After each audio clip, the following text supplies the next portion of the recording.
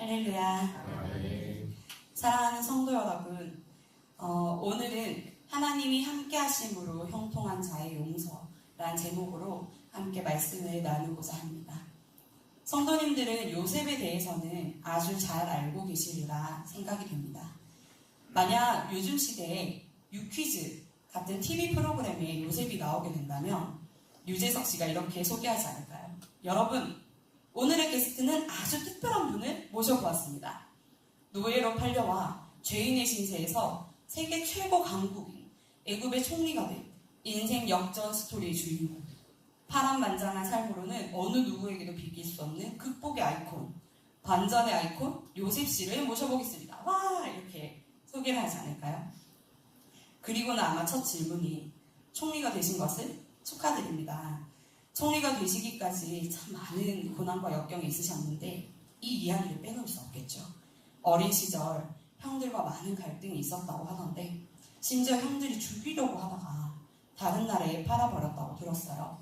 고생을 참 많이 하셨다고 하는데 그 이야기 좀 들려주세요. 이렇게 하지 않을까요? 그렇게 저는 상상을 한번 해보았습니다. 그럼 요셉이 이야기하겠죠. 어린 시절 아버지 야곱이 가장 사랑한 여인이었던 어머니 라헬에게서 태어났고 아버지는 노년에 얻은 요셉을 아주 많이 사랑하셨다고요.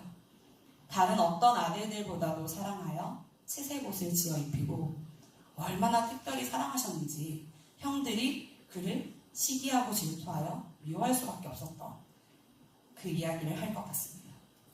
심지어 요셉이 꿈을 꿨어요. 창세기 37장에 보면 밭에서 곡식 단을 묶었더니 요셉의 단은 일어서고 형님들의 단은 자기 단에게 절하는 꿈을 꾸었습니다. 형들이 네가 무슨 우리 왕이라도 되겠냐며 더 미워했습니다. 근데 요셉이 멈추지 않고 꿈을 또 꾸고 굳이 와서 말을 해요. 해와 달과 11별이 자기에게 절을 하였다고. 그러던 어느 날 아버지가 멀리서 양을 치는 형들과 양떼들이 잘 있는지 보고 오라고 요셉을 보내고 형들은 멀리서 채색 옷을 입고 오는 요셉을 보며 미운 마음이 충만하여 죽이려고 꾀하다가 결국 지나가는 상인들에게 그를 팔아버립니다. 요셉은 그렇게 애굽에서 노예 생활을 시작하였습니다. 요셉은 얼마나 두렵고 떨리고 외롭고 마음이 아팠을까요? 형들이 원망스럽고 인생이 막막했을 것입니다. 그런데 이때부터 요셉에게 어려운 일이 닥칠 때마다 나오는 말씀이 있습니다. 창세기 39장 2절부터 5절까지의 말씀인데요. 제가 읽어드릴게요. 여호와께서 요셉과 함께 하심으로 그가 형통한 자가 되어 그의 주인 애굽 사람의 집에 있으니 그의 주인이 여호와께서 그와 함께 하심을 보며 또 여호와께서 그의 범사에 형통하게 하심을 보았더라. 요셉이 그의 주인에게 은혜를 입어 섬김에 그가 요셉을 가정 총무로 삼고 자기의 소유를 다 그의 손에 위탁하니 그가 요셉에게 자기의 집과 그의 모든 소유물을 주관하게 한 때부터 여호와께서 요셉을 위하여 그 애굽 사람의 집에 복을 내리심으로 여호와의 복이 그의 집과 밭에 있는 모든 소유에 미친지라. 아멘. 여호와께서 요셉과 함께 하셔서 형통하였다고 합니다. 그리고 그 사실을 주변 사람들이 보게 하셨어요. 그로 인해 사람들이 요셉을 인정하고 요셉을 신뢰합니다. 그리고 요셉으로 인해 그들 또한 복을 받습니다. 그리고 나서는 쭉 탄탄대로로 성공한 노예의 삶을 살아가는 것이 아니라 요셉에게는 끊임없이 새로운 고난이 찾아옵니다. 하나를 이겨내서 괜찮아졌다 싶으면 이전보다 더 큰 고난이 찾아옵니다. 요셉은 용모가 아름다웠고 주인의 아내가 그런 요셉을 꼬시려다가 요셉이 거절하다 못해 도망가 버리죠. 그를 모함하고 결국은 요셉은 감옥에 갇히게 됩니다. 아버지의 총애를 한 몸에 받던 아들의 신분에서 낯선 땅, 낯선 사람들 사이에서 힘없이 팔려가는 노예가 된 것도 모자라 억울한 일로 감옥에 갇혀 죄인의 신분이 되어버린, 심지어 애굽의 권력자인 주인의 아내를 넘본 죄목이라 사실 어느 날 갑자기 죽어도 이상하지 않은 그런 신분이 되어버린 요셉은 얼마나 억울하고 매일같이 절망과 낙심의 마음이 끊임없이 몰려들어왔을 것입니다. 그런데 여기서도 이 말씀이 나옵니다. 창세기 39장 21절부터 23절 말씀입니다. 여호와께서 요셉과 함께 하시고 그에게 인자를 더하사 간수장에게 은혜를 받게 하시매 간수장의 옥중 죄수를 다 요셉의 손에 맡김으로 그 재반 사물을 요셉이 처리하고 간수장은 그의 손에 맡긴 것을 무엇이든지 살펴보지 아니하였으니 이는 여호와께서 요셉과 함께 하시니라. 여호와께서 그를 범사에 형통하게 하셨더라. 아멘. 이후의 이야기는 너무나도 잘 알고 계시다시피 왕의 신하들을 감옥에서 만나게 되어 그들의 꿈을 해몽해주고 그 해몽대로 되어 다시 감옥에서 나가 자신의 자리를 찾은 신하에게 바로 왕이 이상한 꿈을 꾸고 고민할 때에 하나님께서 요셉을 생각나게 하셔서 왕 앞에 꿈 해몽을 할 수 있는 기회를 주셨고 결국 요셉은 총리가 됩니다. 그 감격스러운 순간은 창세기 41장에 나오는데 38절에서 39절에 보시면 바로가 이처럼 하나님의 영에 감동된 사람을 우리가 어찌 찾겠냐. 하나님이 모든 것을 요셉에게 보이셨으니 이처럼 명철하고 지혜 있는 자가 없다 하고 칭찬합니다. 그러더니 갑자기 아주 파격적으로 노예이자 죄인인 요셉에게 애굽 온 땅의 총리가 되어라 하고 그 땅에서 바로왕 다음으로 가장 큰 권세를 줘버립니다. 아무리 훌륭한 인재를 발견했다 하여도 자신의 신복으로 혹은 몸종으로 삼아도 아무도 이상하다 하지 않을 위치 요셉을 온 땅을 다스리는 총리를 시키는 것은 과연 사람과 사람 사이에서 일어날 법한 이해가 되는 납득이 되는 일일까요? 하나님이 함께 하셔서 하나님이 형통케 하셨다는 말 외에는 설명할 방법이 없을 것입니다. 이제 요셉의 인터뷰가 끝나갈 때쯤 깜짝 게스트를 요청합니다. 아마도 르우벤 형님을 초대할 것 같아요. 이렇게 질문하겠죠. 지나간 이야기라 조심스럽지만 형들이 요셉을 죽이려고 했을 때 그래도 르우벤 형님이 아우의 목숨을 살려주려고 죽이지 말자 하고 애를 쓰셨던데 자리를 비운 사이 동생이 팔려가고 없는 것을 보셨을 때 어떤 심정이었을지 좀 궁금합니다. 이렇게 물어볼 것 같아요. 형들은 요셉과는 사뭇 다른 가정 환경에서 살아왔습니다. 태어나 보니 아버지는 우리 어머니보다 다른 어머니를 더 사랑하고 아끼고 우리 어머니는 대부분의 날들에 아버지의 사랑을 받지 못해 서럽고 슬퍼요. 또한 형들도 아버지의 사랑을 그리 받지 못하고 큽니다. 심지어 동생 요셉이 태어난 이후로는 더 관심조차 받지 못하죠. 아버지는 요셉만 사랑하는 것 같습니다. 특별한 채색옷도 요셉만 지어 입힙니다. 요셉이 너무 미워요. 시기하고 질투하는 마음이 어려서부터 계속해서 자라납니다. 아버지의 사랑을 너무 받고 싶은데 아버지는 도통 사랑을 나눠줄 생각이 없어요. 그런데 이 동생이 한술 더 떠서 이상한 꿈 얘기를 하는데 너무 미운 거예요. 쟤만 없으면 우리가 그 사랑을 좀 나눠 가질 수 있을 것 같아요. 그래서 어느 날 집에서 멀리 떠나온 좋은 기회에 요셉을 처리하게 됩니다. 모두들 아예 죽이고 싶어 하지만 르우벤이 말려서 구덩이에 빠뜨려요. 르우벤은 그러다가 마지막엔 어떻게든 아버지 곁으로 그를 돌려보내려고 생각했습니다. 그런데 나머지 형제들이 그가 자리를 비운 사이 요셉을 다른 나라에 팔아버립니다.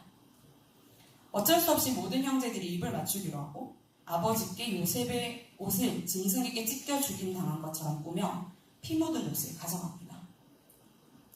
아버지 야곱은 세상에 어떤 말로 표현할 수 없을 슬픔과 절망을 느끼죠. 인터뷰하던 사람이 물어봅니다. 그런 아버지를 보면서 어떠셨어요? 형들은 아마도 엄청난 죄책감을 느꼈던 것 같습니다. 아버지는 누구의 어떤 위로도 받지 않고 그 아이를 따라 죽겠다고 하기까지 슬퍼했기 때문입니다. 시간이 지나면 나아질 줄 알았던 아버지의 슬픔은 전혀 나아지지 않았고 그래서 어느 누구도 감히 사실은 그 아이가 죽지 않았고 먼 애굽 땅에 살아있을지도 모른다는 이야기를 할 수 없었습니다.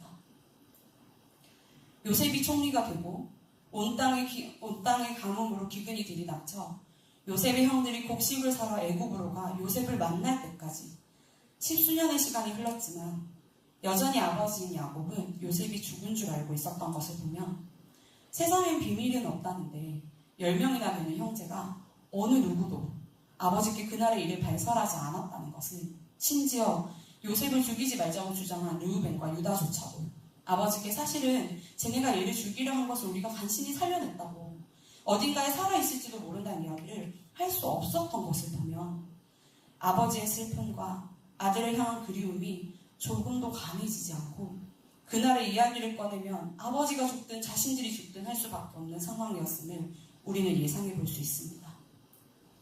그러니 그 긴 시간 동안 형들은 단 하루도 마음 편히 살아본 날이 없었을 것입니다. 자신들의 죄를 들키게 될까봐 노심초사하고 형제들끼리도 서로를 믿을 수나 있었을까요? 서로를 감시하고 또 감시당하고 날이 가도 나아지지 않는 아버지의 슬픔을 보며 매일같이 죄책감에 시달렸을 것입니다. 요셉과 같은 어머니에게서 태어난 베냐민에게 요셉에게 한 것보다 더욱 큰 사랑을 주며 혹시나 그 아이가 다치기라도 할까 유난에 떠는 아버지를 보며 요셉이 사라진다고 하여 그 사랑이 자기들에게 오는 것도 아닌 것을 자신들이 도대체 무슨 짓을 한 것인지 허탈하고 후회되고 이젠 베냐민을 보며 시기질투를 할 수 있는 신세도 아님을 깨달으며 얼마나 지옥 같은 날들을 보냈을까요?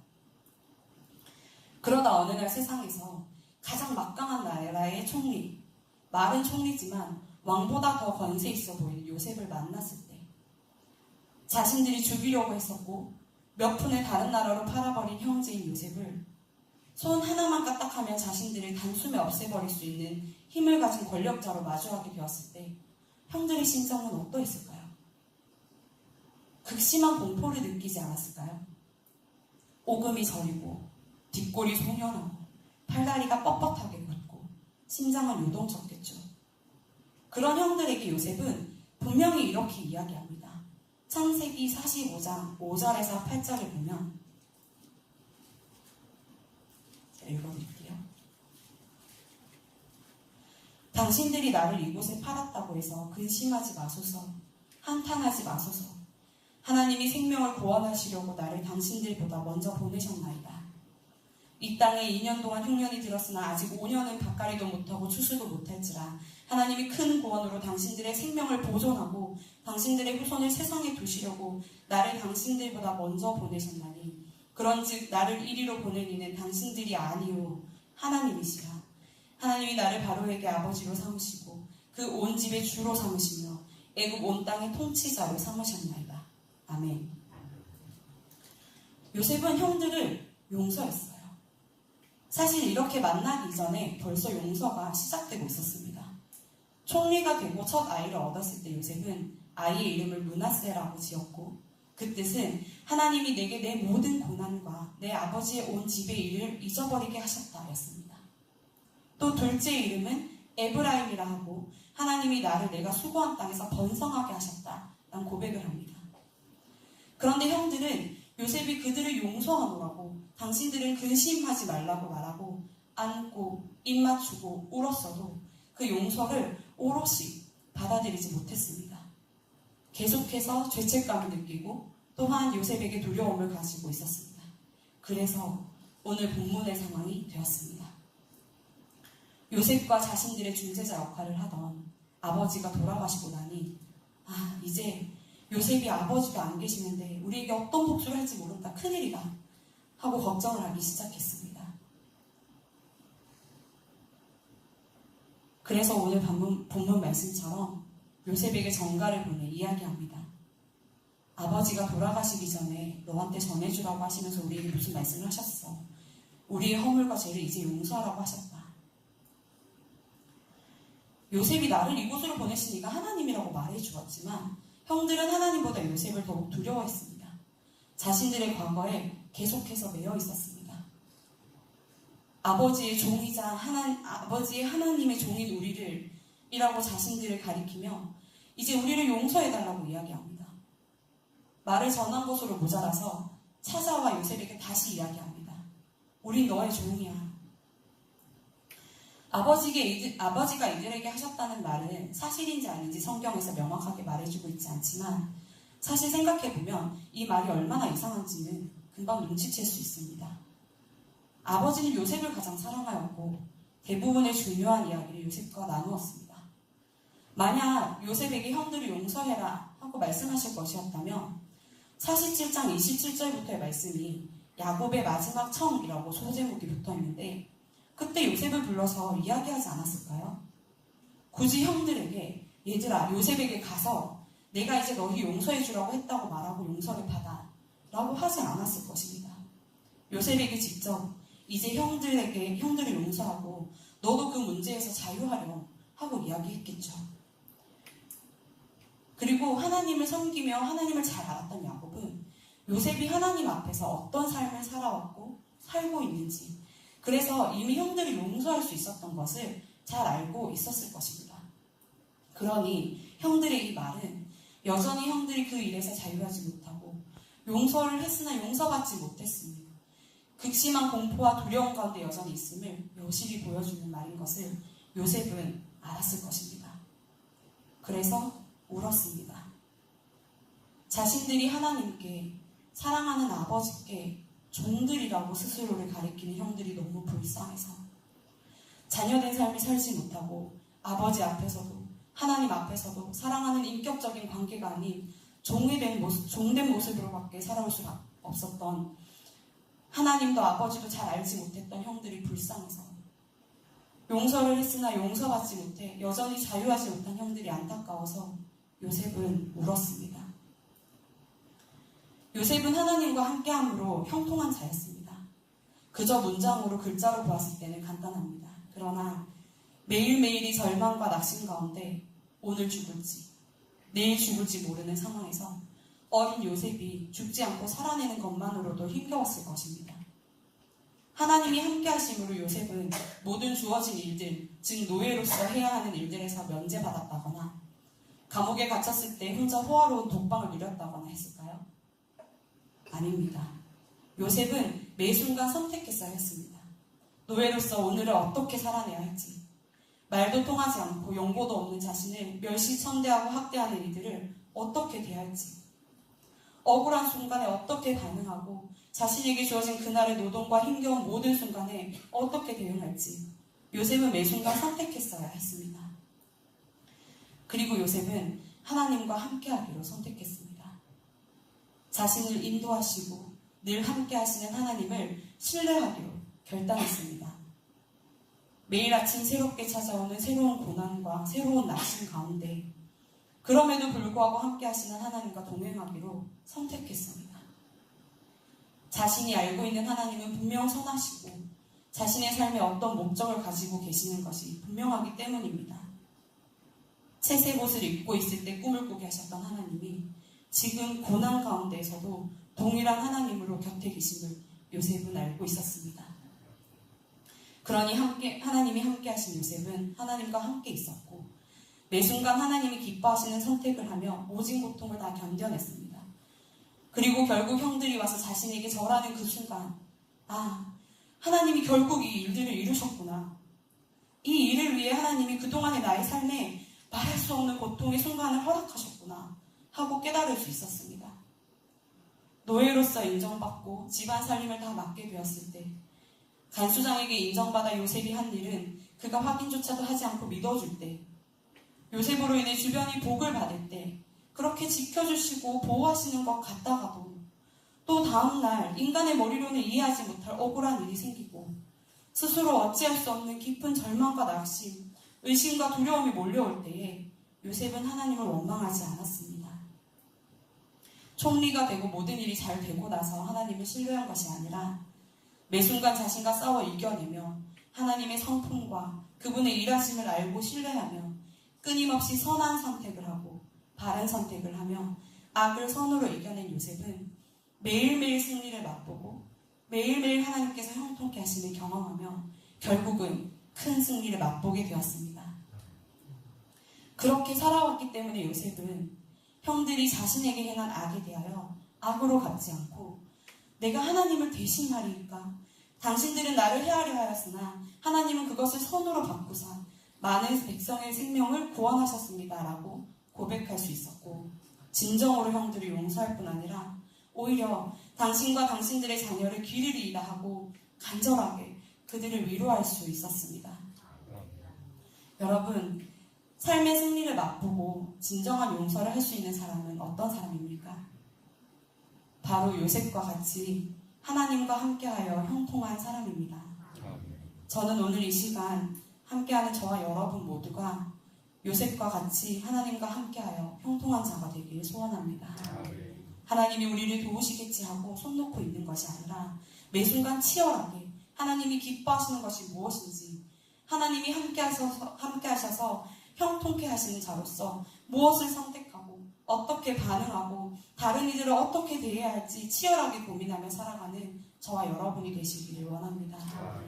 그래서 그렇게 살아본 자만이 알 수 있는 하나님이 도우시는 삶, 하나님께서 형통케 하심으로 승리하는 인생이 어떠한 것인지 알아. 나를 괴롭게 하고 어렵게 만드는 모든 상황과 환경에도 불구하고 결국은 하나님께서 내게 은혜를 베푸사 목적하신 선하신 일들을 하시기 위해 당신으로 하여금 내게 이런 일을 하게 하셨습니다 하고 고백하며 원수된 자들을 용서하고 내게 죄지은 자들을 용서할 수 있기를 소원합니다. 말씀을 마무리하고자 합니다. 혹시 지금 떠오르는 미운 사람이 있습니까? 내게 큰 잘못을 한 사람이 있습니까? 혹은 어찌할 수 없는 낙심과 의심이 마음에 있으십니까?